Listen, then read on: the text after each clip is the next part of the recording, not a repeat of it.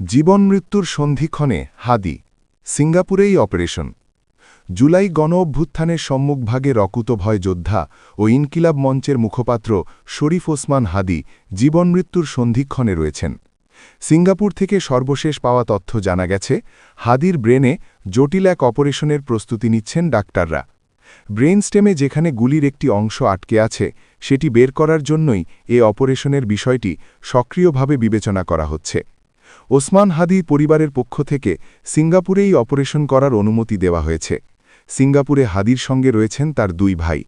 তার পরিবারের আরেক সদস্য আজ রাতেই সিঙ্গাপুর রওনা হবেন বলে জানা গেছে।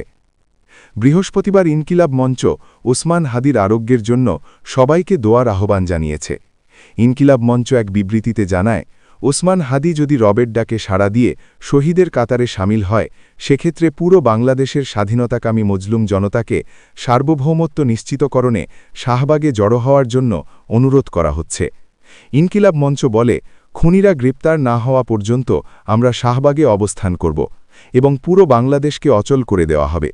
খুনি যদি ভারতে পালিয়ে যায়, সেক্ষেত্রে ভারত সরকারের সঙ্গে আলোচনা করে যে কোনো মূল্যে তাকে গ্রেপ্তারপূর্বক ফেরত আনতে হবে।